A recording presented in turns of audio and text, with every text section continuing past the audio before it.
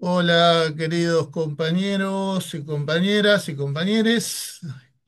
Acá estamos en una actividad más del Rizoma Iberoamericano de Esquizoanálisis, el RIE. Bueno, hoy tenemos una noche para trabajar con todos los presentes y sobre todo con el compañero tocayo Alfredo Martín, el profesor Alfredo Martín, que nos va a estar hablando, entre otras cosas, de su nuevo libro, Frestas e rizomas para una psicología transcultural ecosófica, que ese es el título, que sería, Alfredo, algo así como grietas y rizomas, ¿verdad? Sí, Exactamente, sí, para una psicología transcultural sí. ecosófica en español. Bien, voy a presentar un poquito a Alfredo con algunas de las cosas de las que él es y ha hecho, este, basándome un poco en lo escrito en el libro, justamente, como se presenta en una parte del libro. Es argentino y francés, psicólogo, analista institucional y doctor en ciencias de la educación. Es docente, ya jubilado, de la Universidad Federal de Río Grande, donde colaboró con la creación del curso de graduación en psicología y de la disciplina psicología transcultural.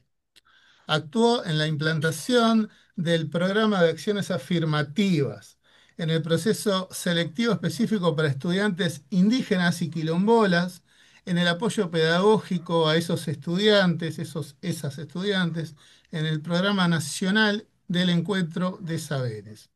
En la clínica transcultural actuó en más de 10 años como psicoterapeuta y coordinador de redes de atención psicosocial del Comité Médico Social para la Salud de los Inmigrantes de Toulouse, Francia, en el retorno de los migrantes, refugiados y solicitantes de asilo provenientes de todo el mundo. En el campo institucional fue supervisor de equipos multiprofesionales, investigador, formador y socioanalista en instituciones del área de la salud, de la asistencia social y la educación en varios países. Miembro fundador de la Asociación de Análisis Institucional, eh, acá está en francés, Midi Pyrénées, de la Sociedad de Análisis Institucional, ambas en Francia. Sigue actuando como psicólogo en encuentros académicos y en supervisión de equipos relacionados con la clínica transcultural. Representa a la Universidad de Río Grande en los consejos municipales de los pueblos indígenas y de los inmigrantes y refugiados. Incluso, ya jubilado, continúa igual desarrollando estudios en la psicología transcultural con los pueblos originarios, afrodescendientes, migrantes y refugiados, articulando su producción académica con una práctica unida implicada, perdón, desde el inicio de su trayectoria. Bueno, mi traducción, no sé si fue ahí exactamente Está bien, 100%. está bien. Creo, si hay algo a corregir, corregilo vos, Alfredo. No, no, no importa. Y bueno, contanos un poco del libro, en qué consiste, en qué consta, en qué va. Bueno, miren, muchas gracias a los presentes por la paciencia y la asistencia. Eh, Quería solamente completar un poquito la presentación que hizo mi tocayo, diciendo que en más de 40 años de actividad profesional, yo nunca tuve pacientes ni consultorio. Y nunca hice clínica en el sentido tradicional y traté siempre de aprender mucho de los consultantes con los cuales trabajé en estos años en varios países. Eh,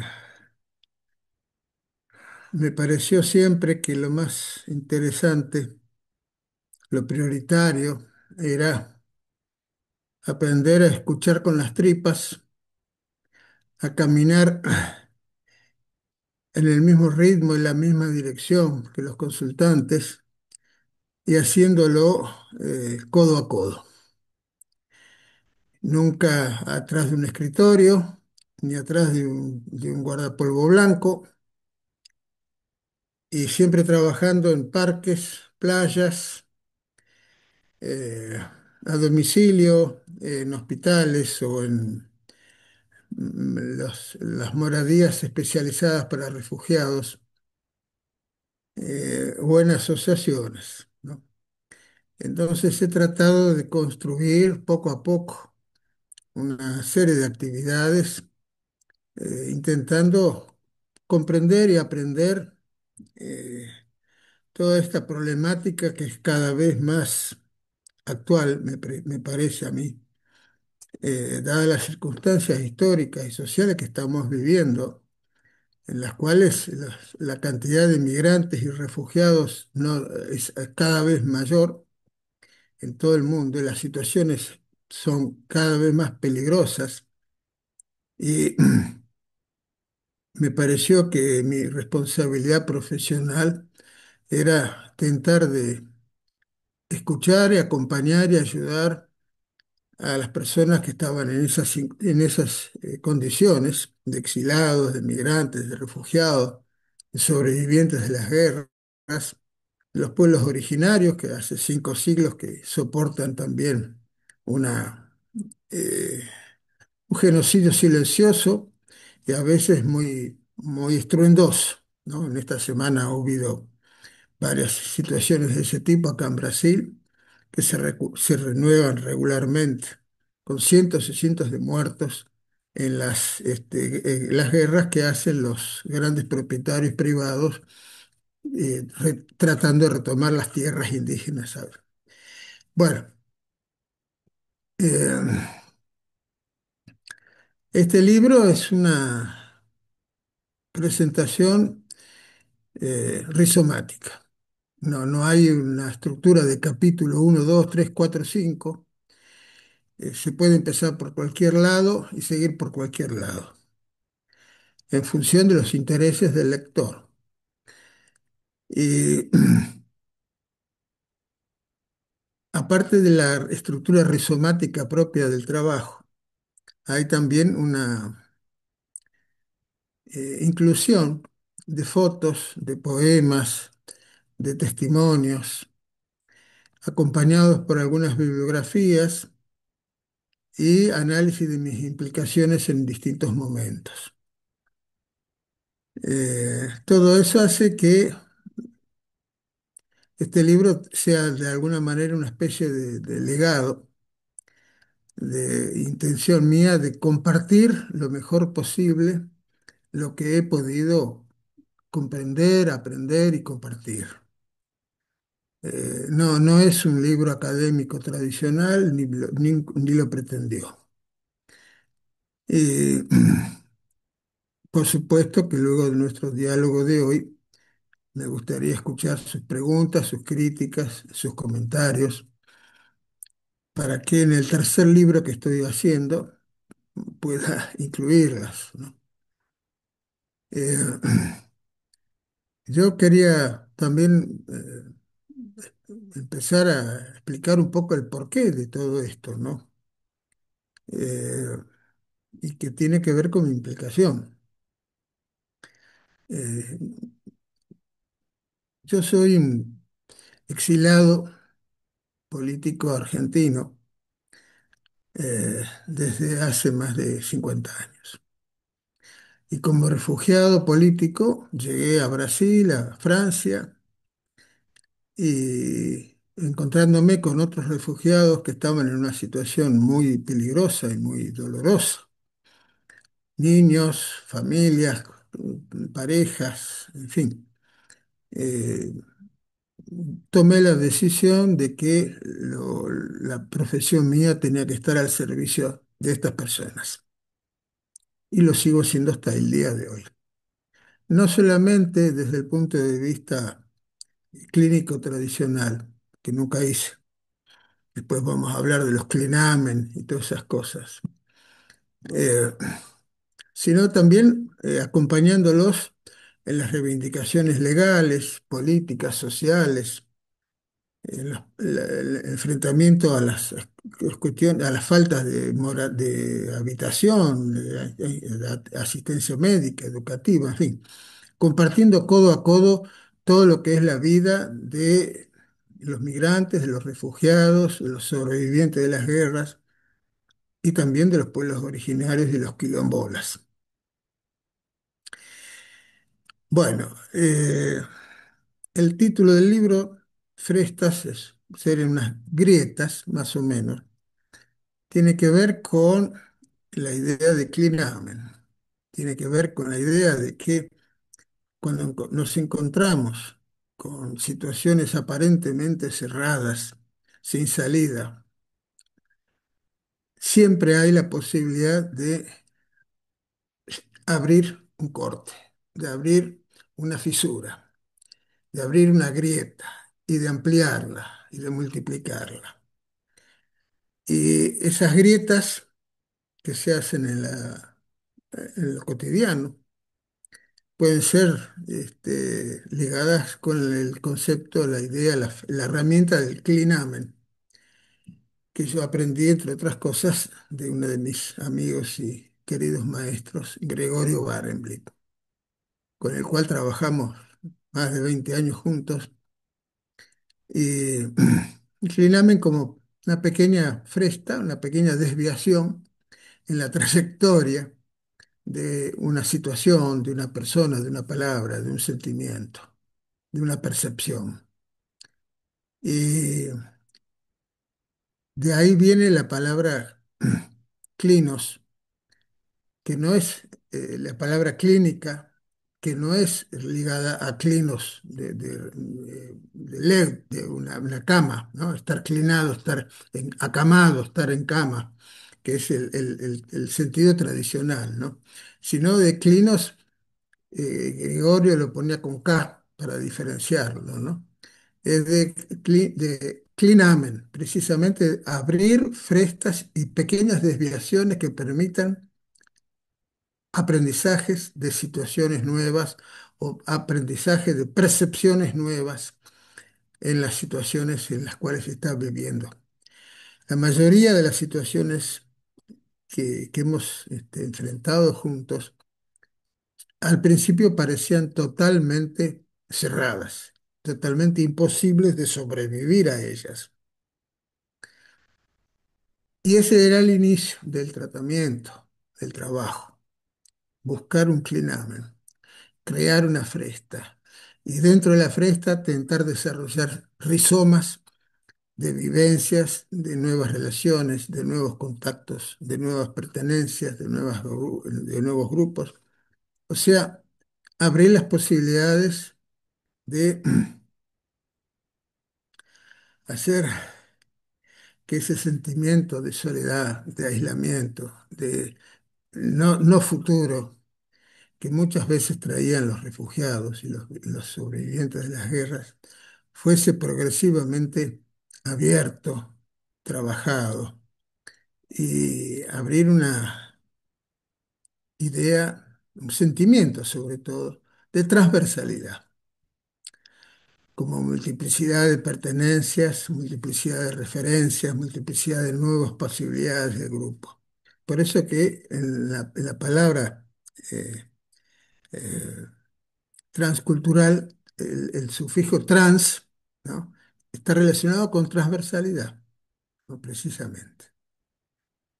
Bueno, esta es una primera idea, una primera presentación rápida de qué es este libro que intenta funcionar como una pequeña máquina, eh, no como un árbol, sino como un rizoma.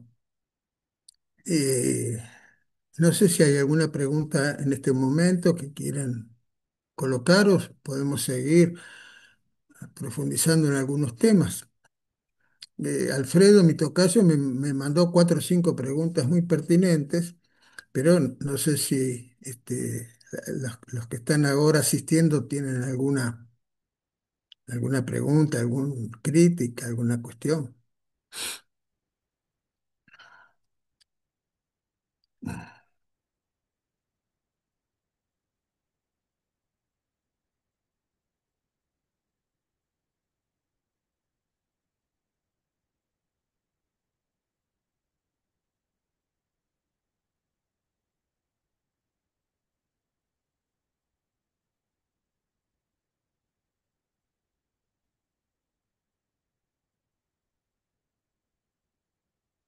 Bueno, miren, yo les confieso otra cosa, ¿no? He dado clases en muchas universidades, pero nunca di clases así tradicionales, ¿no? Siempre he tratado de hacer diálogos y de hacer microintervenciones. Eh, entonces, eh, yo les hago a ustedes una pregunta. Aparte de mi colega Berenice, que la veo aquí abajo, una colega peruana con la cual trabajamos en solidaridad con los pueblos de Palestina. Eh, Me parece que sería interesante que cada uno de ustedes diga alguna palabra sobre la implicación de ustedes con los pueblos originarios o con los refugiados o con los migrantes. Eh, si han trabajado alguna vez, si han tenido algún contacto, si han tenido alguna experiencia, si han pensado o no. Ahora soy yo el que los escucho. Bueno, me lanzo. Mi experiencia con migrantes ha sido más reciente en los últimos años, en el hospital psiquiátrico, Ujú. donde he tenido ya, y estamos ya trabajando con la segunda, familia de inmigrantes venezolanos. Sí, Que bueno, como los hay de varias partes de nuestra Sudamérica y Centroamérica. Han llegado muchos al Uruguay, particularmente venezolanos, hay ya una comunidad importante, ¿no? sí, sí. Este, y bueno, nosotros, digo nosotros porque somos un equipo donde trabajamos con una metodología que se llama diálogo abierto. Es una metodología originada en Finlandia, en mediados, fines de los 90 en adelante, trabajada ahí por un psicólogo y un trabajador social en esencia, en base a experiencias en hospitales psiquiátricos de allá. Este, en base a esta teoría, técnica, metodología, hemos estado trabajando con usuarios que han estado internados y su familia, sus lazos sociales, su red, en una experiencia, bueno, que es muy interesante porque trabajamos no exclusivamente, obviamente, desde una mirada personológica, sino justamente desde una mirada más cercana a todo lo que más o menos sabemos del esquizoanálisis, ¿no? De hecho, esta mirada tiene muchas resonancias. Entonces, bueno, tenemos una mirada familiar, social, histórica, trabajamos con los vínculos, trabajamos con las redes de esas subjetividades, ¿no? Entonces ya el trabajo de pique es con la persona y por lo menos los miembros más cercanos de su familia, e incluso vamos haciendo hasta un trabajo usando las tecnologías, ¿no? Como el Zoom con miembros de la familia o amistades que están Venezuela. incluso no solo en Uruguay, sino desperdigados en otros lados del mundo, ¿no? Sí, sí, Por sí. ejemplo, ahora estamos programando un trabajo con un muchacho que tiene, bueno, él está acá con la esposa y su suegra y tiene hermanos en Chile y la mamá en Chile. Claro, ¿Ah? claro. Eh, entonces, bueno, estamos trabajando ahí más a un nivel de psicoterapia de grupo familiar y red social Sí, con migrantes. O sea, no es un trabajo específico con migrantes, sino que estos usuarios, estas personas, por sus problemáticas de salud mental, han estado internadas en el hospital. Pero trabajamos tanto durante el proceso de internación como después fuera también. ¿Ah? entiendo. Sí, Donde sí. tratamos que vayan a un espacio del hospital que está fuera de la zona de internación, o si no pueden venir, incluso trabajamos también por Zoom con ellos. Y se han hecho procesos de un año y pico de trabajo. Ujú. Ahora estamos justo iniciando un proceso con una familia venezolana de hace unas pocas semanas. Sí. Y Muchas bueno, todo este gracias. tema del desarraigo, de la Eh, cuestión, no, una de las causantes de la última situación que estamos trabajando, tuvo netamente que ver con la inmigración, porque él desarrolló una depresión cuando claro. estaban por razones económicas pensando en emigrar al Uruguay Sí, en el 2019, antes de la pandemia. sí, Él, con la idea ya de irse del país, ya se desarrolla una deprimió. depresión, Claro, ¿ah? claro. Tiene una crisis depresiva. Y él ahora todavía está con eso, ¿no? Después de la pandemia, bueno, vienen al Uruguay, los hermanos estuvieron en Uruguay antes, después se fueron a Chile, él viene con la esposa, este, y se desarrolla también una serie de crisis en la esposa también, con una cuestión más de salud física, y él Sí, desarrolla otra vez una depresión y una de las cosas que más padece, entre tantas, ¿no? Pues obviamente una cuestión muy policausal, por decirlo de un modo, o múltiple, también el tema del desarraigo, ¿no? De la migración la padece, ¿no? La claro, padece. claro, claro. Gracias, gracias, Tocayo. No sé si hay otras personas que quisieran hablar, me gustaría escucharlas.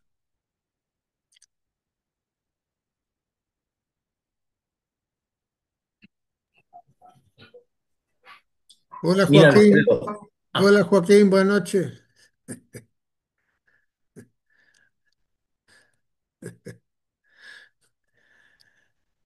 Viejo compañero de lucha.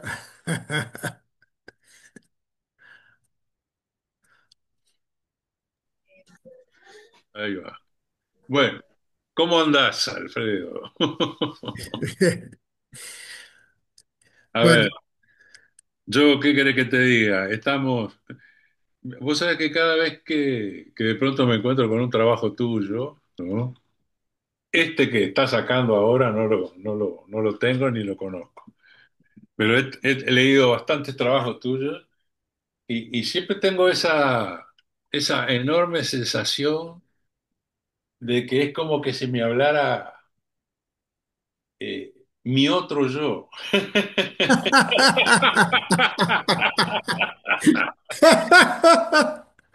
O sea, es como que, esto es como un eco, ¿viste? Como que ¡pum! Rebota, ¿viste? Y vuelve. sí, sí, sí, Esa sensación a ver, esa sensación de familiaridad, ¿no? sí, sí, entendí, Porque entendí. además, viste que siempre nos golpearon en la vida los mismos tópicos, ¿no? Claro, claro, claro. Entonces, yo creo que nosotros ya estamos formateados de una manera de trabajar esas realidades Sí, a pesar.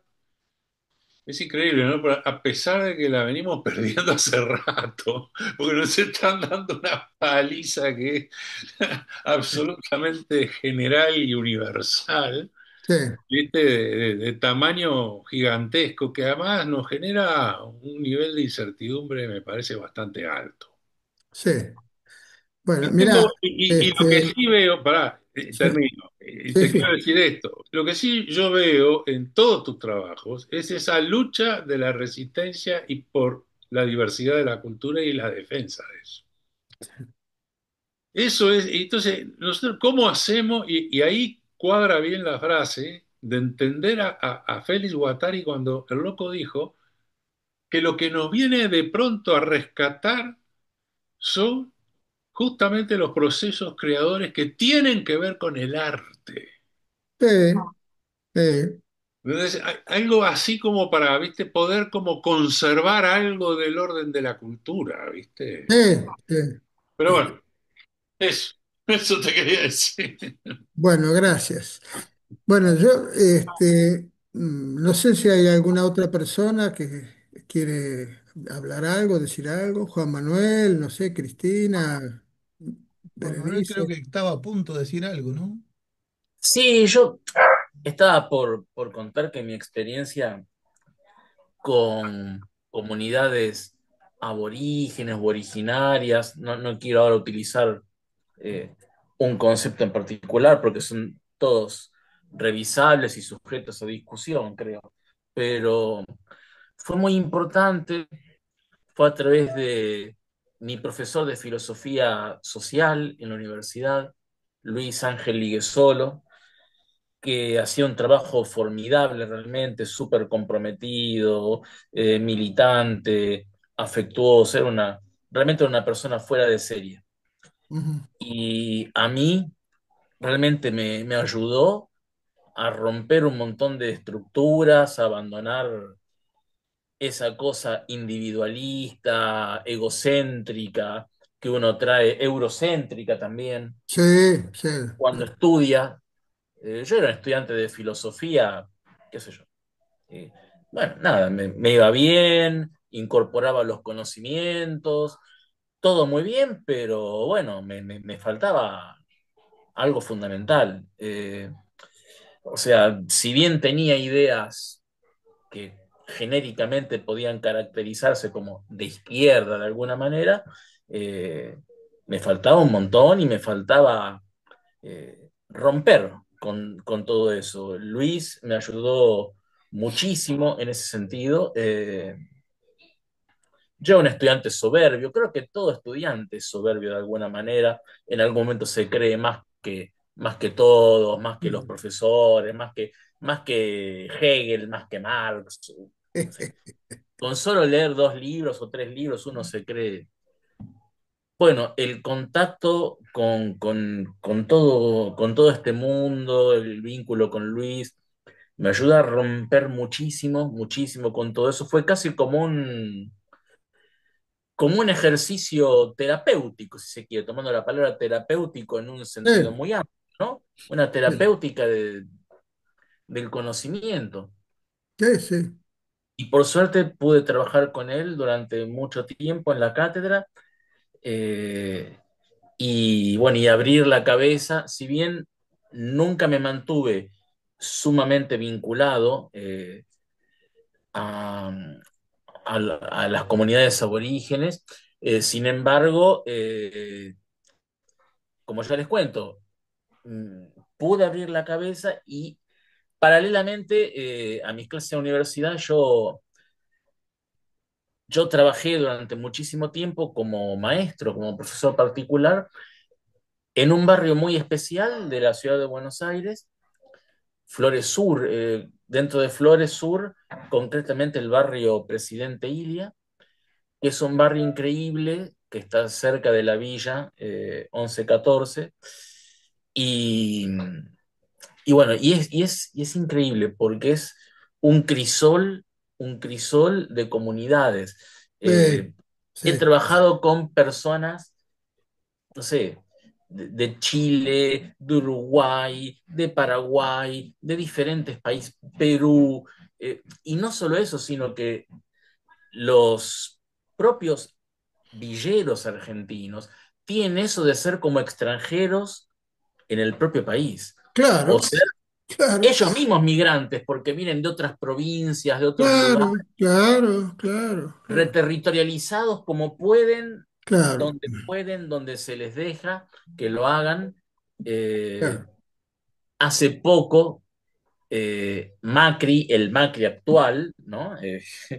Que es jefe de gobierno, se jactaba de haber hecho limpieza en la ciudad de Sí, Buenos Aires, sí, sí, de haber barrido sí, sí, literalmente a los manteros, sí, ¿no? sí, Bueno,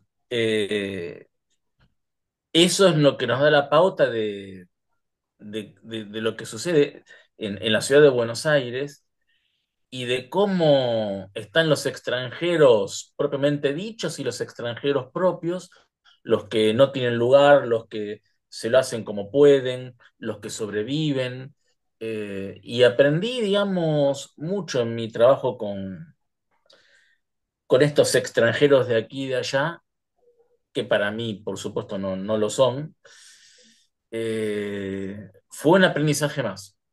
En mi trabajo como docente, con sinceridad te puedo decir, Alfredo, que yo mismo aprendí y aprendí claro, muchísimo. claro, claro. Eh, aprendí a comunicarme en otros códigos, aprendí Claro, a claro, descentrarme, aprendí bueno, claro, a tener una mirada más flexible y bueno, y el compromiso también, o sea, eh, claro, claro. como dijiste vos, ¿no? O sea, vos dijiste, bueno, esto que yo hago tiene que estar al servicio militante de esta gente, de estas comunidades, tengo que ser uno más. Bueno, yo no desde Claro. la psicología, no desde la psiquiatría, desde la pedagogía, tal vez de mi posición de maestro, bueno, aprendí eso mismo, así que me siento totalmente identificado con lo que vos nos estabas comentando. Muchas gracias, Juan Manuel. Muchas gracias. Un abrazo. Bueno, ¿alguien más quería hablar? No sé, Cristina o no. Berenice, sí,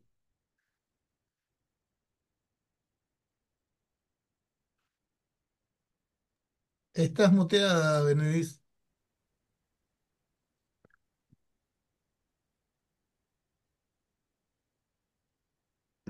¿Podés desmutearte?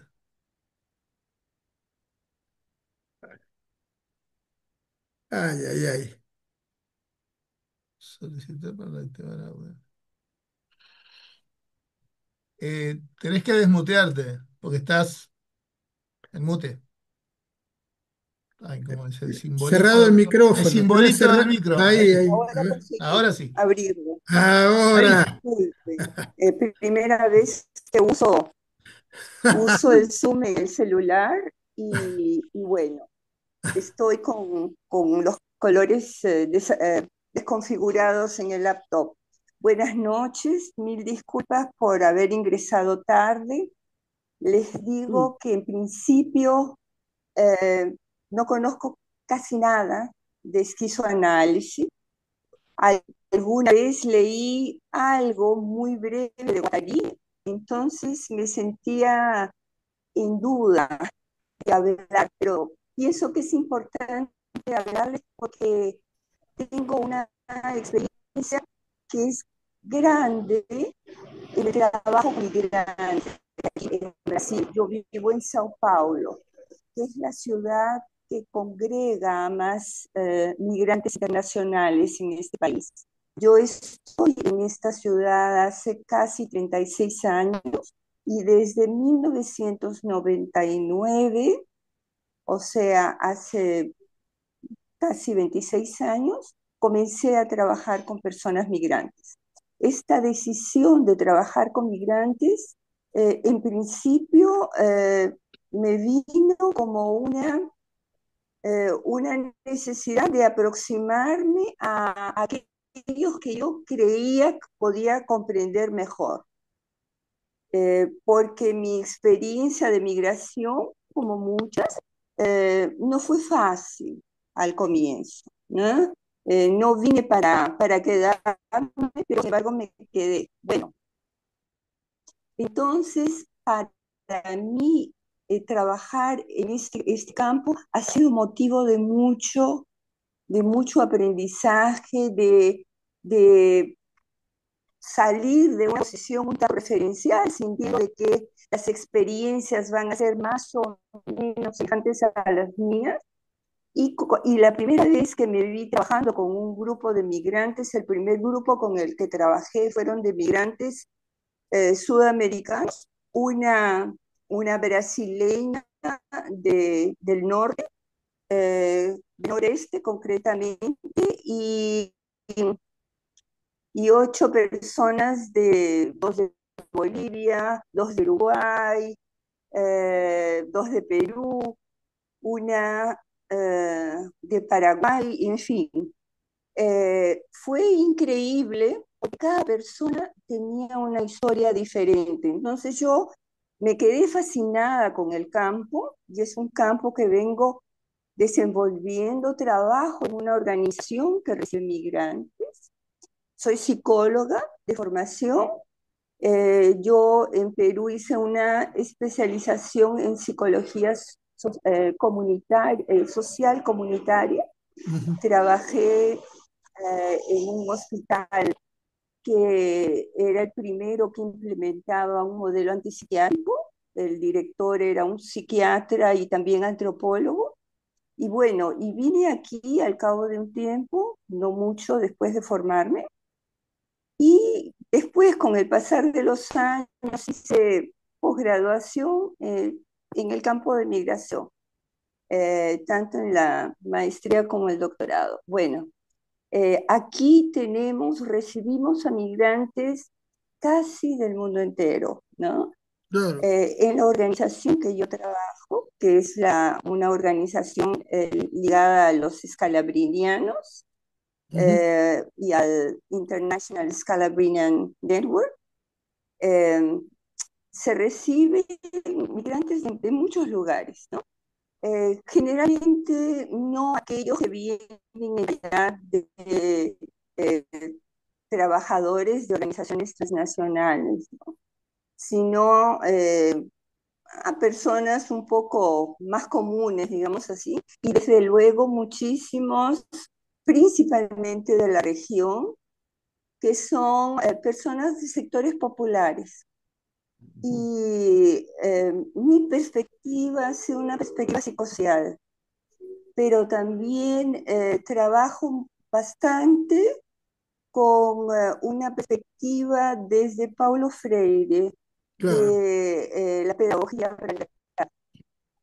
Y bueno, es súper interesante, es un tema, ¿no? Inclusive con Alfredo estuvimos pensando, el anhelo era ese, trabajar y atender a personas palestinas. Sí, Ellas están bastante, son pocas las, ¿no? Poquísimas las que nos llegan, porque están celosamente, en fin, guardadas en organizaciones, ¿no? Eso por el temor de sí, grupos del fascismo israelí, ¿no? Que también están sí. presentes aquí.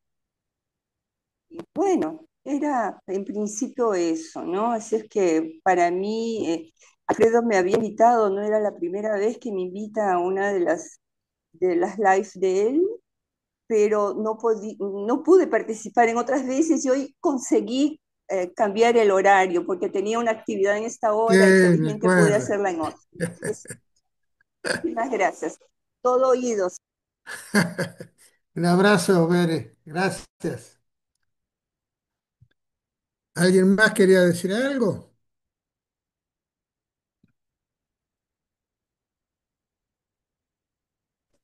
Posso falar, Alfredo? Sí, sí, Lucia. Sim, para agradecer a você. No, no tenéis más. po- ¿Y cámara? Hã? ¿No tenéis la cámara? Tenho, espera aí. Ah, tá. Coloca. Ahora sí. Assim. Un abrazo, querida. Oi, sim, um abraço muito grande a você e a todos, né? Eu estava numa outra live, por isso que eu entrei um pouquinho mais tarde, né? Infelizmente. Mas é essa quantidade de trabalhos nossos, né, que se superpõem. Mas eu fico muito feliz em te ver, eu fico muito feliz em conhecer o seu trabalho, né? Aliás, eu conheço o seu trabalho já de muito tempo, né? Nós já fomos, acho tão importante, né, também essa questão da importância da memória, não é? De um trabalho, né? Então, falar um pouquinho também dessa memória, dessa história, né, que chega hoje a esse outro livro que você compõe, né? É, você vem fazendo, me parece, um trabalho bastante revolucionário, não é? No mundo, né? Tão precisado, já de muito tempo, né, Alfredo? Isso, vejo você como um nômade mesmo, né? Você já já rodou o mundo, né? Já passou por muitos lugares, né? E sempre fazendo uma aliança muito grande, não é com, vamos dizer assim, com essa grande necessidade que temos, né, de fazer alianças com essa multivocalidade, né, no mundo, né? E então eu acho que a gente não pode deixar de marcar essa importante prática que você vem tendo ao longo da sua vida, né? Nós já partilhamos muitos momentos juntos, né?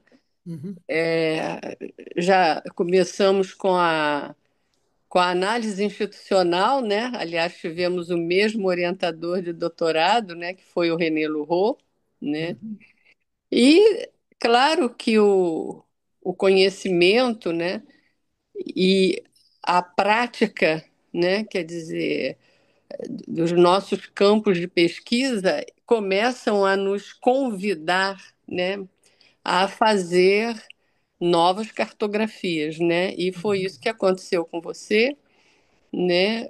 Quando você aos pouquinhos chega na esquizoanálise, né? Quer dizer que realmente, do ponto de vista teórico, eu também estou compartilhando essas mudanças como você, né? Porque é um pensamento, me parece, menos preso, né? A essa questão do universal, né? Essa questão da Uhum. razão, né? Claro. Essa questão do modelo, né? A essa questão do controle que a gente questiona tanto, né? Claro. Quer dizer, no mundo todo, né? No cotidiano, né?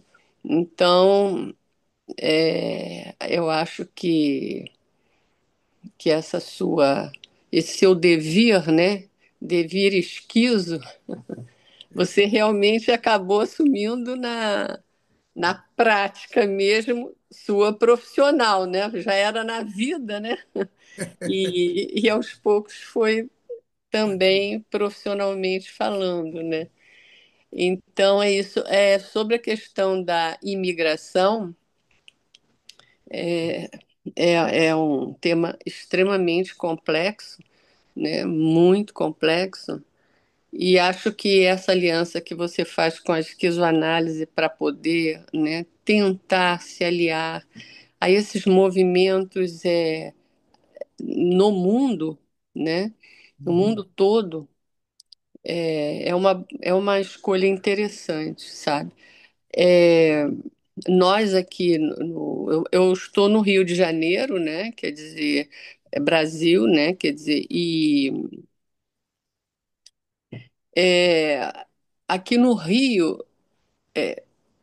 os contatos que eu tenho com imigrantes são mais nas comunidades pobres, né? Particularmente numa comunidade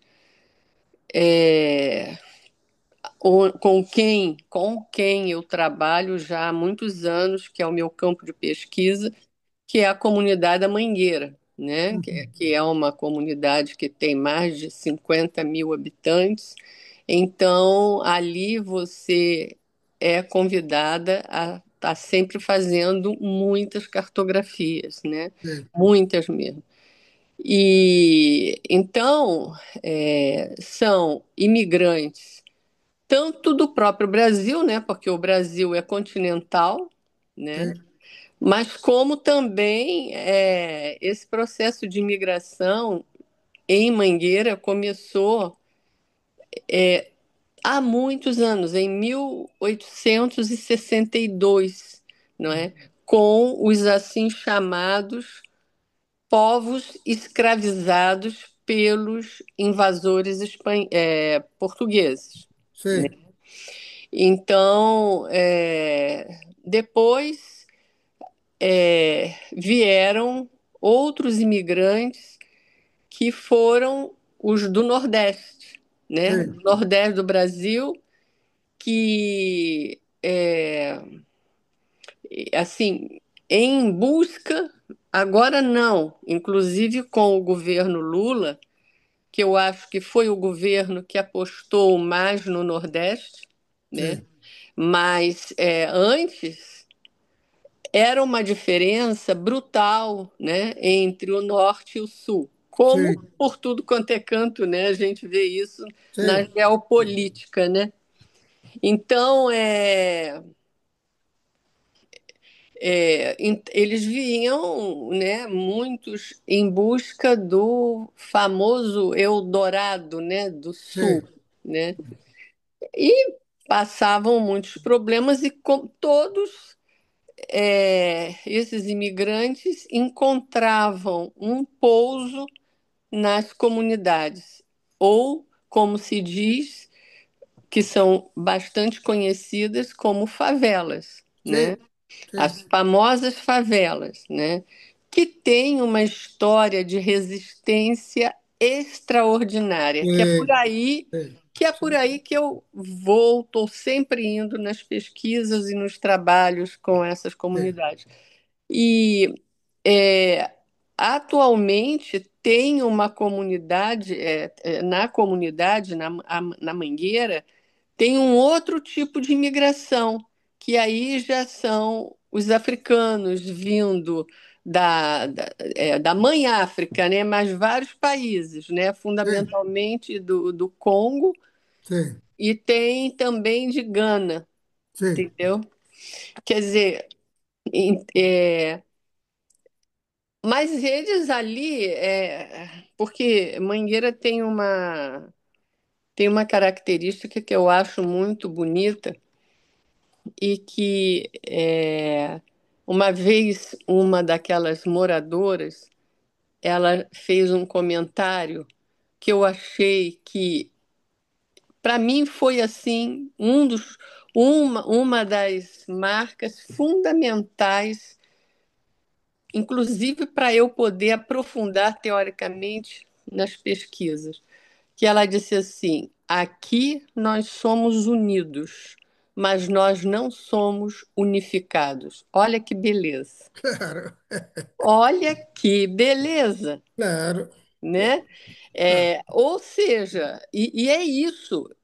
Porque eu já estava estudando muito sobre a própria questão dessa problemática comunitária, né? E tem muitos entendimentos de comunidade, né, que a compreendem, né? Compreendem, tem aí o conceito, é o Robensbaum, né, que fala que existe uma inflação semântica, né?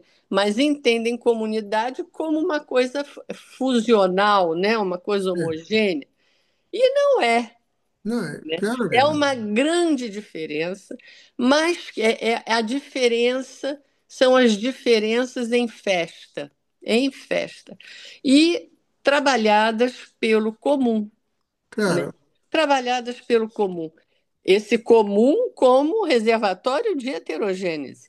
Então, no caso, esses povos, esse povo africano, né, esses irmãos africanos que estão chegando agora, eles também estão constituindo essa riqueza, né, claro, da diferença lá na comunidade, né? claro. E estão lá, né, encontrando apoio, sabe? Mas ainda enfrentando bastante dificuldades, né? Como todo mundo da comunidade, né? Ou da favela, como a gente diz. Então, é isso. Eu poderia falar muito mais, mas não vou pegar tanto tempo assim, que pode ser que tenha outras pessoas para falar, mas estou muito feliz de ver você, né, de estar aqui junto com pessoas que, de alguma forma, né, se interessam por essa problemática que você está colocando em pauta, né? Isso é Sim, muito bom, dá muita esperança, né? Nesse momento tão difícil, né? De mundo, né? Que a gente está, sim, né? E de América Latina particularmente, né? sim. Para não falar de Brasil. Mas a Argentina também não está lá, né? Também está passando por questões terríveis. É isso, querido. Muito obrigada e obrigada a todos. É. Obrigado, obrigado, Lucia. Bueno, ¿alguien más quiere decir alguna cosa o continuamos?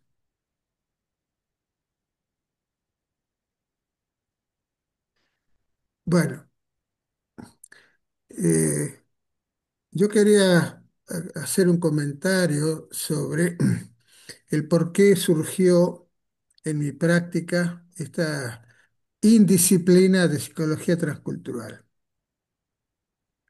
Digo bien indisciplina porque no es una disciplina tradicional, académica, vertical, cuadradita. Al contrario, es una indisciplina rizomática, en la cual hay mezclas de psicología, de sociología, de historia, de política, de economía, de antropología, sobre todo de antropología postestructural, y hay mucho trabajo de campo. Y en esta disciplina he tratado de ir construyéndola, inventándola a medida que las situaciones concretas me iban este, llevando para un lado y para otro y colocando problemas a los cuales tenía que dar respuesta. Entonces, a medida que los problemas aparecían, intenté encontrar pistas en distintos autores y distintas experiencias. Y me encontré con que en Brasil, en la formación de psicólogos, no existe una disciplina como esta. Hasta el día de hoy hay algunos seminarios de posgraduación, pero son de psicología cultural o intercultural, que no tiene nada que ver con la transcultural. Pero no hay una disciplina en la formación de base del psicólogo que intente comprender algo muy simple de decir y muy complejo de hacer. Cómo se comprende y cómo se ayuda al pueblo brasilero, pero puede ser uruguayo, de cualquier otro lugar. Porque para ayudar y comprender al pueblo, hay que saber quién es ese pueblo, quiénes son, cómo están compuestos, de dónde vienen, qué hablan, cómo sufren, qué necesitan. Y yo en el caso concreto de Brasil, en 2002, cuando vine acá a esta universidad, me encontré con que en Brasil hay más de 250 millones de personas y hay más de 300 pueblos originarios diferentes. Y sin contar los afrodescendientes, que es más de la mitad de la población. Y sin contar los migrantes y refugiados que vinieron de otros lados. Y sin contar las migraciones internas. Entonces, hay una diversidad tan grande en el pueblo que me pareció necesario aprender mucho, ¿no? Escuchar mucho. Y bueno, fui aprendiendo con algunos otros colegas que habían venido antes que yo, antropólogos, historiadores, psicólogos y demás, y traté en este libro de juntar algunos de esos aportes, de mencionar los que me parecieron más productivos, y eh, traté de desarrollar también no solamente la cuestión del análisis institucional, que es una diferencia fundamental con las otras aproximaciones, ¿no? La intercultural o la cultural no tienen nada que ver con el análisis institucional como movimiento que incluye la socioanálisis, el esquizoanálisis y demás, ¿no? Esa es una primera gran diferencia. Pero hay otra diferencia también que tiene que ver con la concepción de qué es la cultura, ¿no? Porque me encontré, por ejemplo, que hay más de 500 definiciones de cultura en las ciencias sociales, ¿no? y ninguna de esas me convenía, ninguna de esas me servía para trabajar, para escuchar, para ayudar. Entonces empecé a buscar una manera de resolver ese problema. Y la encontré en la filosofía, porque ahí descubrí que la cultura, desde el punto de vista etimológico, ¿no? Significa cuidado, viene del latín colere, que significa cuidar. Entonces empecé a preguntar, a ver, los indígenas, ¿cómo cuidan? ¿Quiénes cuidan? ¿Cuáles son los procedimientos de cuidado que tienen cuando hay problemas de salud mental o problemas de salud en general? ¿Cómo cuidan en los distintos lugares, en los distintos países? ¿Cómo cuidan los africanos o los afrodescendientes? Etcétera, etcétera, etcétera. Entonces, por ese camino empecé a encontrarme con una serie de circunstancias, de aportes, ¿no? Interesantes. Por ejemplo, voy a hacer una pequeño ejemplo de un curador Caingangue, que es una de las etnias más importantes acá en el sur de Brasil. Eh, este cuidador, era un curandero, podríamos decirle, un chamán. Eh, Estaba en mi casa, había venido por una serie de circunstancias de la universidad, eh, y de madrugada yo le pregunto, dígame, don Jorge, le digo, usted sabe que yo soy psicólogo y nosotros, los psicólogos blancos, tenemos una manera de entender el sufrimiento mental y de curarlo, algunos procedimientos. Le digo, ¿y usted cómo hace? Este don Giorgi era un señor casi centenario, analfabeto, no sabía ni siquiera escribir su nombre, pero tenía una memoria fenomenal para todo lo que eran las plantas y las propiedades curativas de las plantas y para comprender el canto de los pájaros y los animales, etcétera, etcétera, ¿no? Era un hombre muy delgadito, muy bajito. Uno tenía la impresión de que si uno lo soplaba salía volando, pero tenía una densidad existencial impresionante. Entonces me mira y pone una sonrisa de niño. Me dice, pero es muy simple, dice. Lo primero que yo hago es ir a hablar con los árboles. Después voy a dormir y a soñar. Y en el sueño yo voy a escuchar lo que me dice mi animal guía. Y a partir de ahí voy a hacer el ritual con las plantas que me fueron indicadas. Entonces, este pequeño ejemplo que se podría desarrollar mucho más, ¿no? Este, muestra de alguna manera las enormes diferencias que tenemos entre los blancos de clase media y los pueblos originarios. Está todo desarrollado, hay fotos y todo en el libro. Este, es uno de los temas, ¿no?, que me pareció importante desarrollar para poder aprender con ellos. Hay otro tema que también me parece importante de mencionar acá en este área.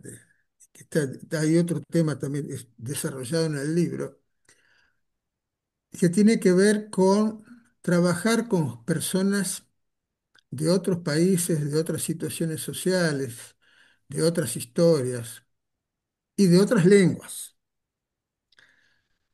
Y ahí aparece un nuevo problema.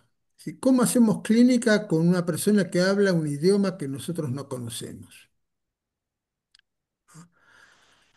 A mí me tocó varias veces enfrentar esta dificultad. Por ejemplo, cuando recibimos en Francia a los sobrevivientes de la guerra de Bosnia en el 94. yo nunca hablaba serbo-croata, ni sabía que existía ni cómo hacer. El serbo-croata es una lengua totalmente diferente de las lenguas latinas, etcétera, etcétera, ¿no? Ninguno de ellos hablaba otra lengua que no fuera el serbo-croata. Bueno, y ahí tuve que improvisar y aprendimos a trabajar con un intérprete. Y desarrollamos una metodología de trabajo que está también explicada en el libro, de cómo hacer el trabajo con un intérprete, la clínica con un intérprete. Esa metodología que yo intenté sintetizar ahí sirve para cualquier lengua, ¿no? Y funcionó muy bien, funcionó muy, muy bien, ¿no? Entonces, cuando en otro momento, en el 16, sí, 2016, llegaron los refugiados de Siria. Hicimos esa misma técnica con un traductor que hablaba la lengua de Siria y al francés, ¿no? Entonces, ese es un tema que me parece interesante también, poder aprenderlo, porque no es fácil hacer la clínica con intérprete. Hay una serie de modulaciones de los tiempos en las voces, en las escuchas, el de ida y vuelta. No es cuestión de traducir palabras, sino de comprender y compartir sentidos. Y eso es algo muy, muy fino, muy delicado para poder hacer, pero no es imposible hacerlo, ¿no?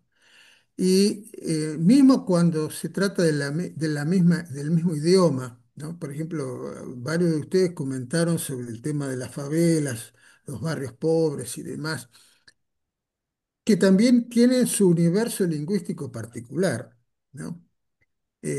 Tenemos que aprender a escuchar eso a trabajar eso y a comunicarnos en ese mismo, en esa misma lógica simbólica que tienen ellos, ¿no? Eh, Otro tema que me parece interesante desarrollar y que está en el libro, eh, es que aparte de los autores clásicos, Clastres, Bastide, Devereux, Tobin Attard, etcétera, Egon Schaden, y también y fundamentalmente los trabajos de acá, Fanon, eh, Franz Fanon, sí, Fanon, por supuesto, negro, Fanon, querido. por supuesto, por supuesto, por supuesto. Darcy Ribeiro, Darcy Ribeiro, ¿no? Y también hay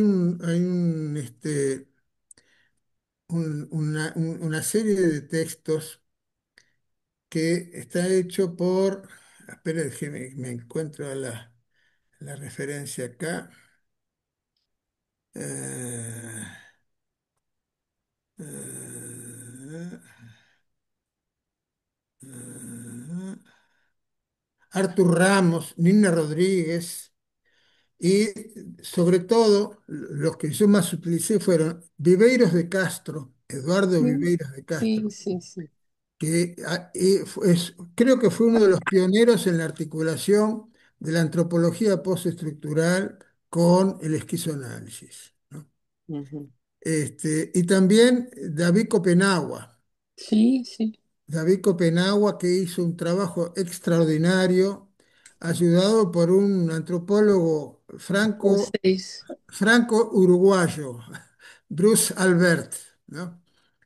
Entonces, eh, eh, con esos soportes y esas experiencias he Aqui, tratado Alfredo. Alfredo. ese, la queda do céu, la caída del cielo. Esse. Exactamente. Maravilhoso. Bueno, con esas ayudas fui tratando de construir esta indisciplina, ¿no? Eh, Hay otros temas en los cuales me gustaría hacer sumamente una pequeña mención, eh, que tiene que ver con, a ver, que lo encuentro acá. Dejo para el final la pregunta de cómo fue el encuentro con René Luró, que lo voy a hablar después, este, al final. Eh,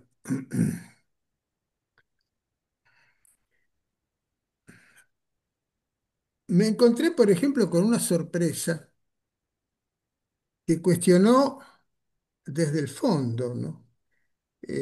La cosmovisión que yo tenía.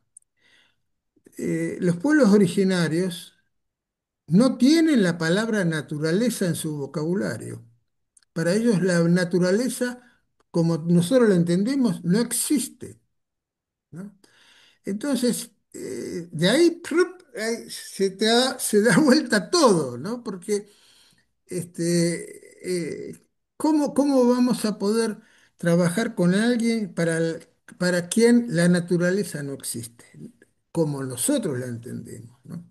Entonces, ese es uno de los temas, ¿no? Hay otros temas ligados con la economía, ligados con el trabajo, ligados con la sexualidad, ligados con el sueño, ¿no? este, que supone un desaprender de lo que nosotros hemos aprendido en la universidad y empezar otra vez otras cosas nuevas, ¿no? Por ejemplo, el sueño, nosotros algunas cosas hemos sabido, aprendido a partir del psicoanálisis, pero muy poco, ¿no? Muy poco porque la lectura psicoanalítica es familiarista, dentro de la propia clase, historicizada, en fin. Y para los pueblos originarios y los afrodescendientes, el sueño es toda otra cosa, es otro universo simbólico, es otro universo de flujos, de guías en la vida cotidiana. Los sueños se interpretan colectivamente, se llevan en cuenta de una manera muy, muy seria, ¿no? Tanto para la vida cotidiana como para las curas, ¿no? Por ejemplo. Otra cosa que quería mencionar es eh, media docena eh, de pistas teórico-técnicas, digamos, ¿no? Que fui desarrollando y que vienen del análisis institucional y que las fui articulando en la práctica. Por ejemplo, los analizadores.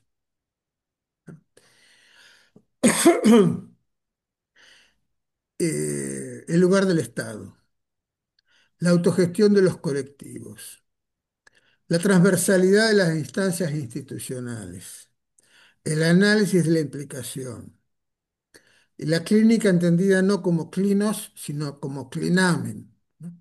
Bueno, ahí ya tenemos media docena de herramientas que me parecen interesantes para entender cómo se puede trabajar en esto que es tan complejo, ¿no? Eh, no quiero desarrollar todo aquí porque sería medio pesado, pero me gustaría dar un pequeño ejemplo de algo que tiene que ver con lo que fue mencionado tanto por Lucia como por Juan Manuel y como Joaquín. Un ejemplo así, simple. Estaba en Francia, en esta Asociación para la Salud de los Migrantes, una asociación sin fin lucrativo, eh, en la cual yo coordinaba tres redes regionales en todo el sur de Francia. Y en esas redes teníamos parcerías muy diferentes con hospitales, con servicios sociales, con escuelas, con iglesias, con profesionales liberales, etcétera, etcétera. Un día me manda un asistente social de un servicio social que se ocupaba de los migrantes, me envía un señor que no hablaba francés, no tenía documentos y había sido recogido en la calle totalmente alcoholizado y que los asistentes sociales no sabían qué hacer con él, cómo hacer con él. Entonces me llaman y me dice, Alfredo, mira, y esto, esta situación así, así, así, ¿qué podemos hacer? Le digo, bueno, mira, mándamelo. Este señor hablaba un poco de Lingala, que es uno de los 5 dialectos del Congo. Bueno, con la intérprete lingalés empezamos a hablar hasta que de a poco empezaron a aparecer algunas palabras en francés. Bueno, empecé a utilizar como soporte de relación, de vínculo, de creación de confianza, actividades artísticas, diseño, pintura. Arriba de la mesa teníamos siempre varios dispositivos a la mano de los consultantes.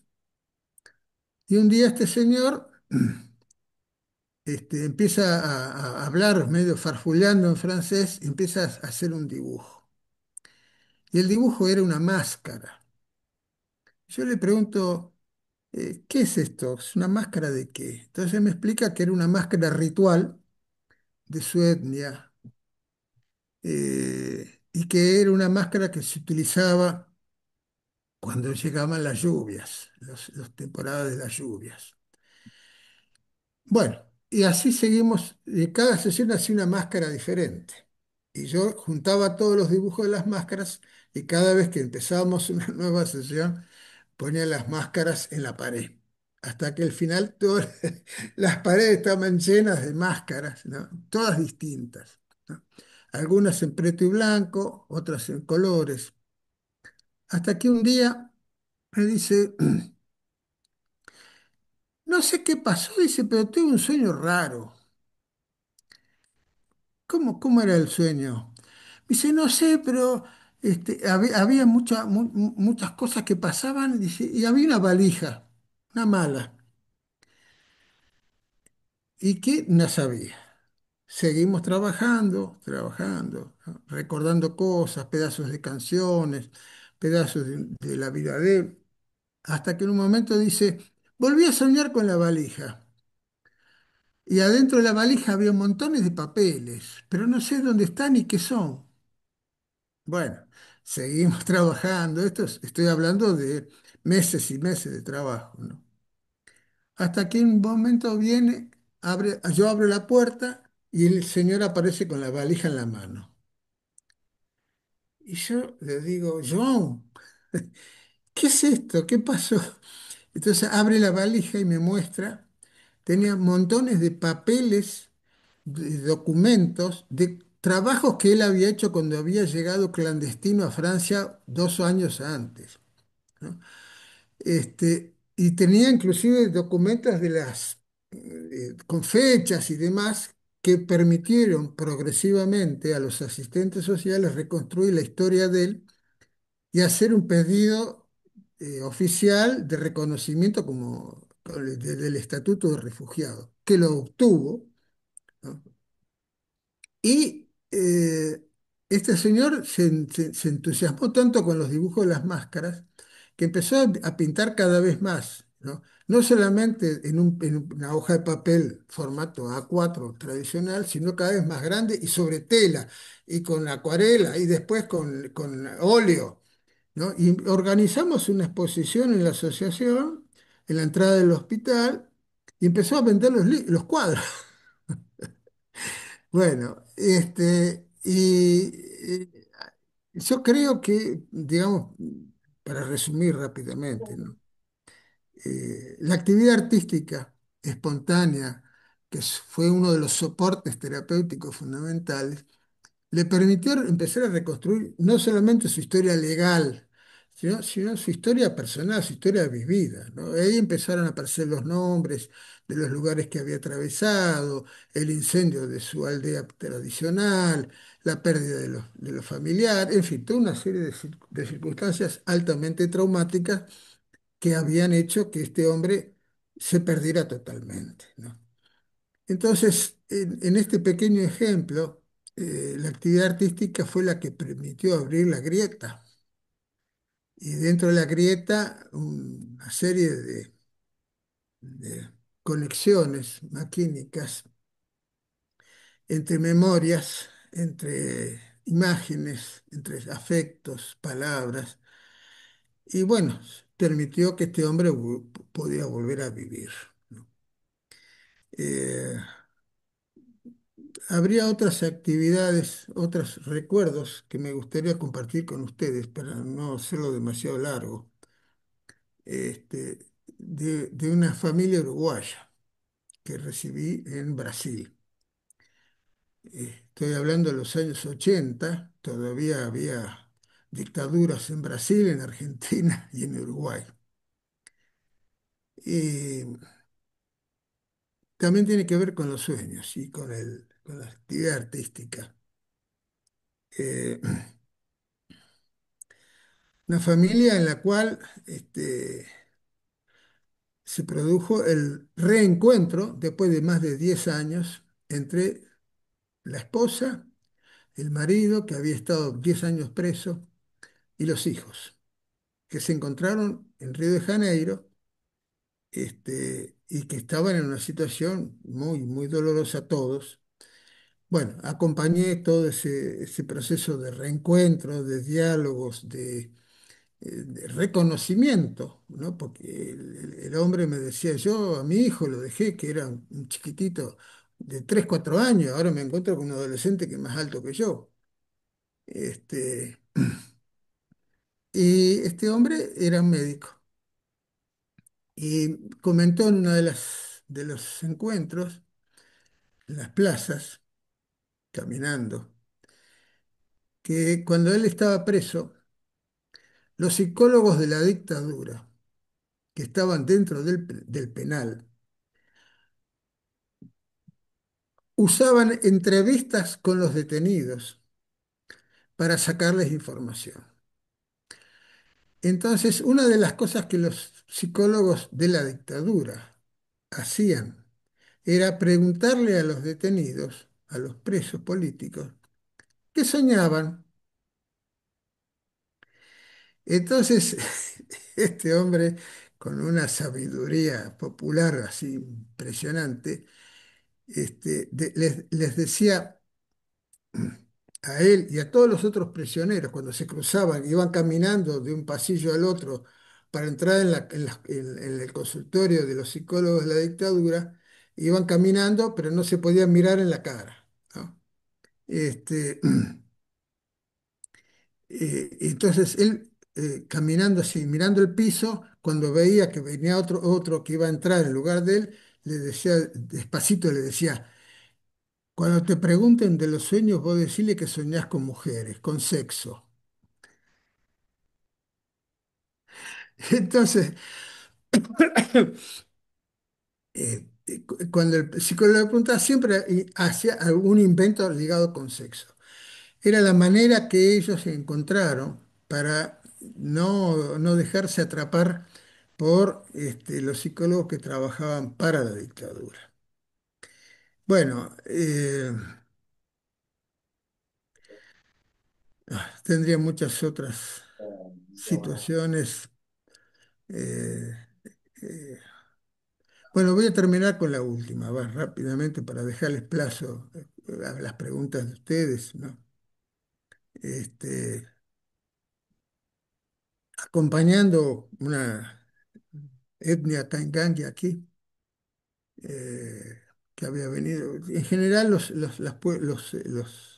las familias indígenas cuando se trasladan de una parte a otra, por lo menos lo que a mí me ha tocado vivir, son traslados en general traumáticos, a consecuencias de graves conflictos internos en la aldea o entre la aldea y los blancos. Y en una de esas situaciones, uno de los caciques me llama y me dice, mira, Alfredo, dice, "No, estoy muy mal, necesitaría hablar con vos". Bueno, entonces voy a la aldea, nos sentamos en una silla entre las gallinas y los árboles, y los niños que van corriendo de un lado para otro, los cachorros, los gatos.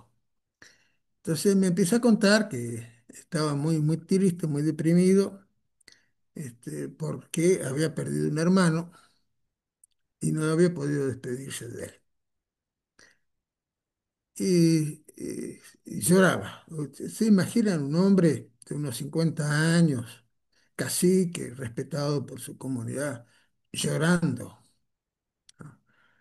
Y entonces, y se trababa, ¿no? No había manera de avanzar. Entonces yo agarré una silla nueva, puse la silla vacía delante de él, le digo, este, imagínese que está su hermano ahí, sentado, escuchándolo.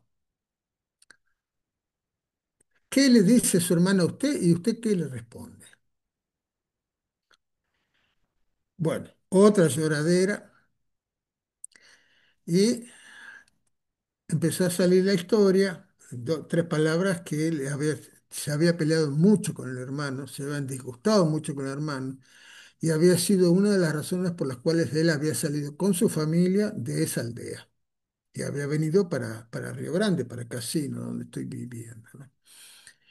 Pero el hecho de poderle decir al hermano que él estaba sentado en esa silla, todo lo que había pasado, y lo que él sentía, el arrepentimiento que él tenía de ese conflicto y demás, bueno, lo calmó bastante y de ahí en adelante surgió otro tipo de relación con él, ¿no? Y voy a contar la última, chiquitita, rápida, que tiene mucho que ver con todo esto. Eh, Cuando se abrieron las puertas para los estudiantes indígenas y quilombolas, aquí en la Universidad Federal, donde yo estuve trabajando muchos años, al poco tiempo empezaron a llegar los primeros jóvenes. Y estaban alojados en un antiguo hotel, y un día era de medianoche, suena el teléfono y me llama y me dice, profesor Alfredo, dice acá fulana de tal. Dice, estamos acá en el hotel, dice, puede venir porque tengo una situación difícil. Bueno, pegué el coche, fui para allá y me encuentro con una indígena de unos 25 años llorando desconsoladamente, ¿no? Llorando desconsoladamente. Y entonces empiezo, bueno, a ver qué es lo que sucede y me encuentro con una respuesta así. Esta señorita está grávida.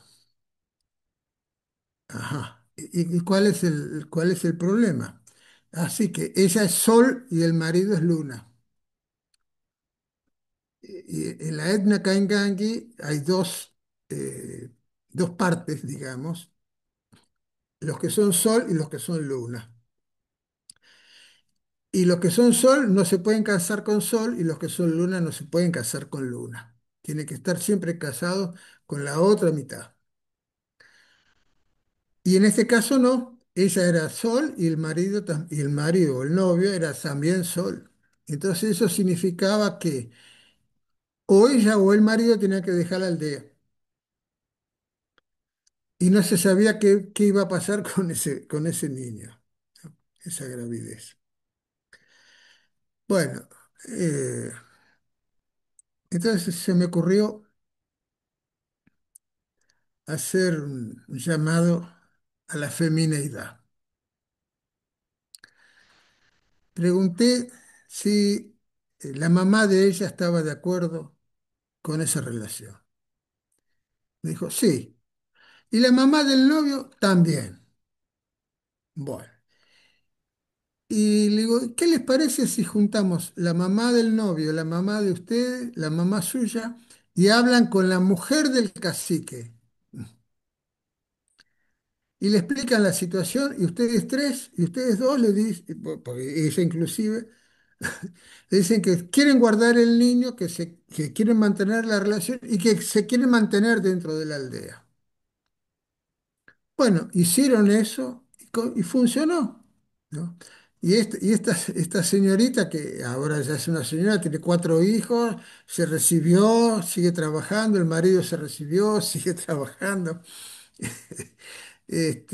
Y de alguna manera pudimos superar con la fuerza de lo femenino un tabú clánico, porque esos dos clanes de Sol y Luna son una cosa muy tradicional, antiquísima en la etnia Caingangui, ¿no? Entonces, bueno, no sé, rápidamente quiero hacer estos pequeños comentarios como para mantener el diálogo, ¿no? No sé qué les parece. Y después dejo para el final la cuestión de René Luró, porque le va a gustar también a Joaquín.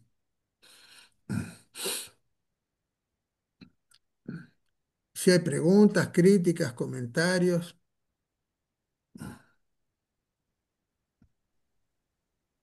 Yo más que nada una resonancia, tocayo. Es como que la psicología transcultural sería algo así como una visión que podemos incorporar nosotros como psicólogos, ¿no? A la psicología. De hecho, es como, ¿no? Al menos de lo que voy leyendo de tu libro, que aún no lo terminé y de lo que te voy escuchando, es como, es como esta cuestión de, bueno, de toda psicología para los que tenemos esta mirada, tiene que ser más una psicología social, ¿no? Y social histórica y demás.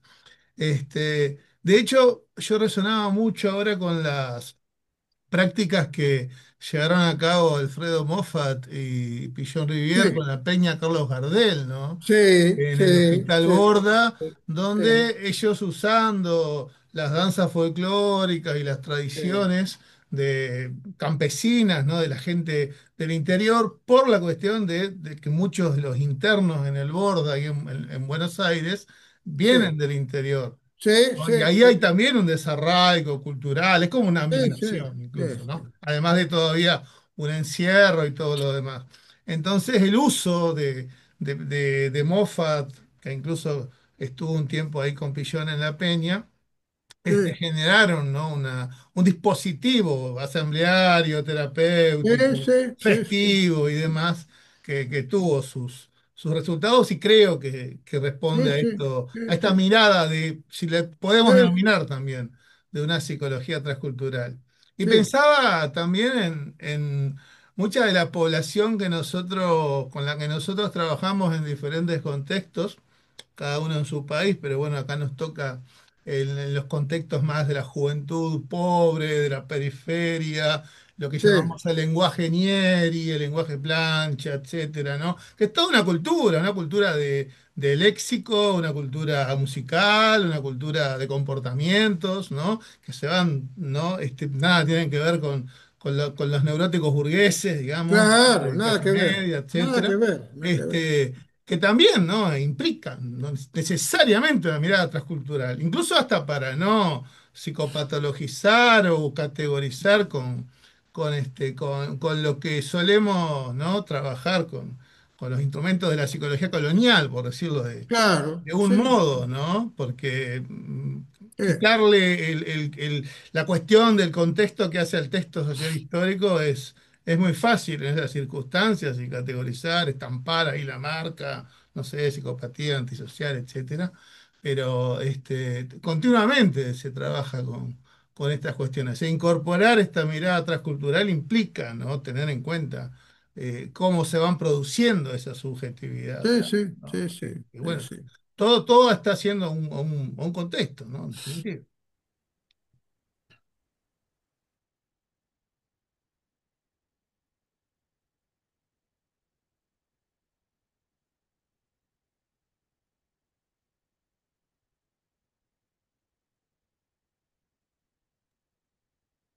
Alfredo. sí, Alfredo. Sí, Esse trabalho realmente ele é instigante, né? Porque você não tem jeito, né? Eu acho que nós somos sempre estrangeiros, né? claro, Nós somos claro, sempre estranhos, claro, né? A gente precisa assumir isso, né? E fazer esse processo de desconstrução, que é poder se aproximar do outro, né?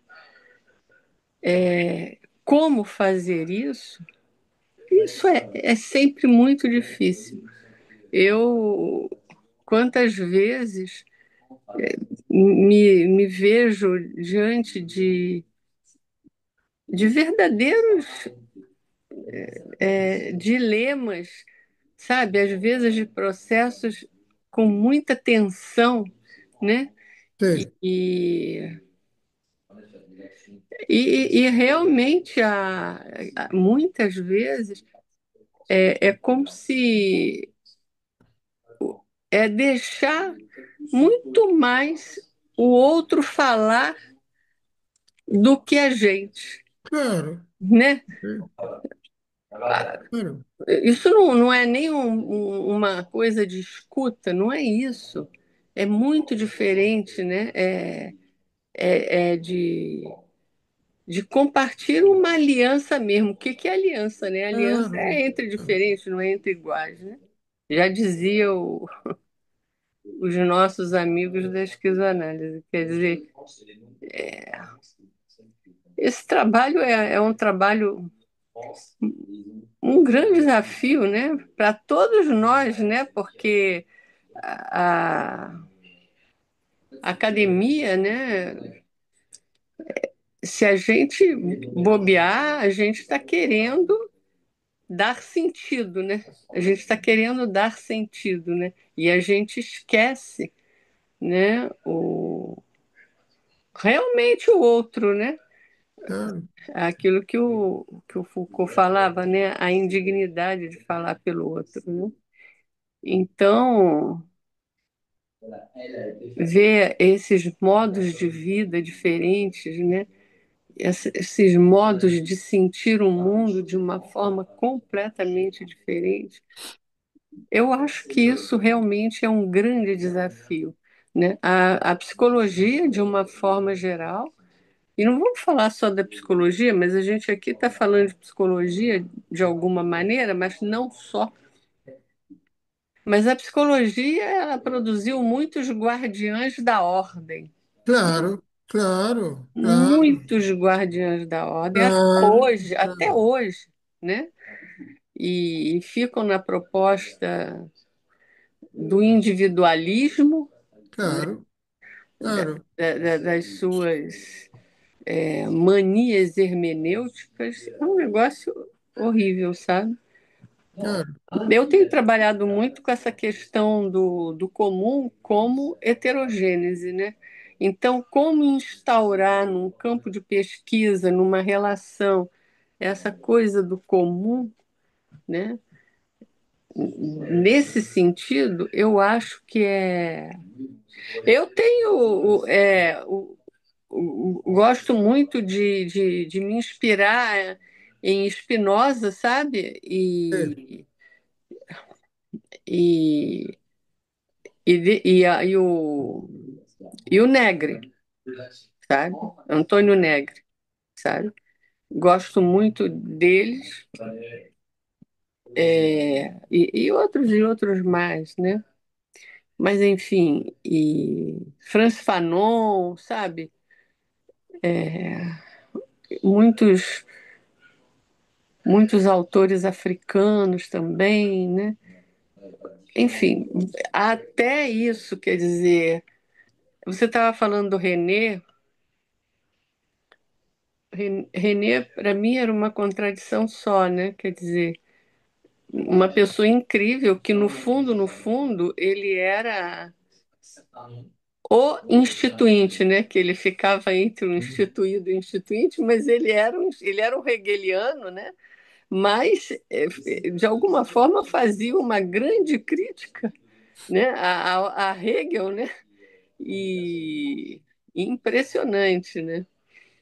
E a liberdade que ele dava, né, que de alguma forma era uma perspectiva bem transcultural, né? Você sabe que a grande maioria, lá na Paris 8, né, a grande maioria dos alunos dele eram todos africanos, a Sí, maioria, sí, sí, ou africanos ou da América Latina, exactamente. não é?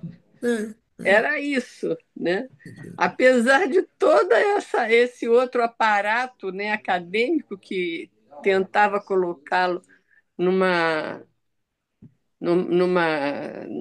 numa prisão, mas ele acabava saindo no próprio campo de trabalho dele, né, da academia, né? É isso. Bom, por aí. Bueno, él quería, no sé, yo puedo continuar, pero me parece que estamos ya un poco tarde, ¿no? Solamente terminar haciendo una referencia a René Duro, que fue nuestro director de tesis y mi amigo personal, muy Uhum, querido. Eh, en el año 94, René Duro fue invitado en Montevideo por un grupo de varios colectivos para dar un seminario sobre eh, poder, comunidad, etcétera. Eh, entre los convidantes estaba Joaquín, estaba Rubén Prieto de la Comunidad del Sur, ah, sim. estaba el Instituto de Psicología de la Universidad de la República y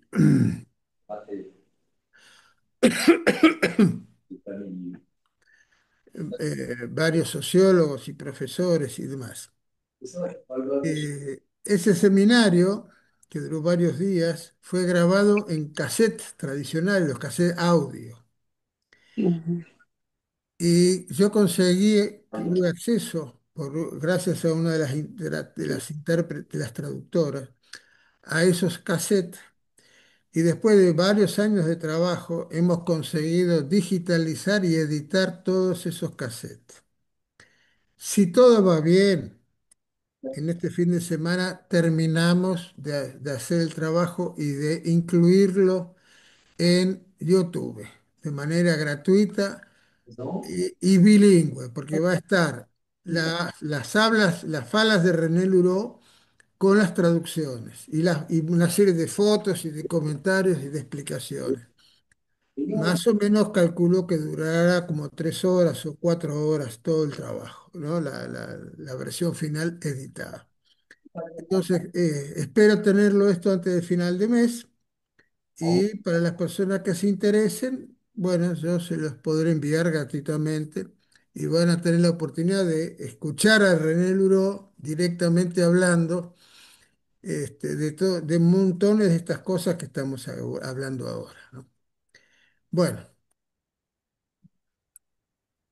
Que beleza. Meus parabéns. Finalmente, al final va a salir eso, che. ¿viste? De tanta vuelta. Parabéns e Sí, obrigada pela generosidade, Alfredo. bueno, Sim. Sí, sí, la verdad que sí. Hacía ya como un año que estabas atrás de eso Más que sí, pudo al final. Sí, sí, todavía. un año sí, digo yo que lo sé, seguramente más. sí, sí. Bueno, Qué bueno, la verdad que un Necesitamos y aporte para todos. espero realmente tener el libro después en mis manos y poder leerlo, ¿viste? Y después te voy a comentar algunas cosas, Alfredo. bueno, yo el libro lo envié al Rizoma. No, yo se lo envié a Joaquín, ¿eh? Ah, bueno, Lo está. tenés en tu WhatsApp. Yo sé que lo tengo en WhatsApp, pero no Ah, tener tiempo para leerlo. eso es otra cosa. A mí me pasa lo mismo. Pero yo voy por la página 60 ya. Ah, Bueno,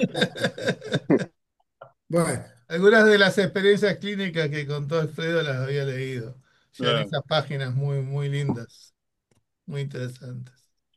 bueno, bueno. noche a todos, che.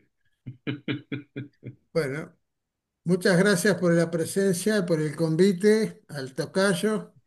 Este, fico feliz de ver a Branca y a Lucia, viejas amigas queridas mías, colegas y amigas y compañeras de trabajo y de militancia también.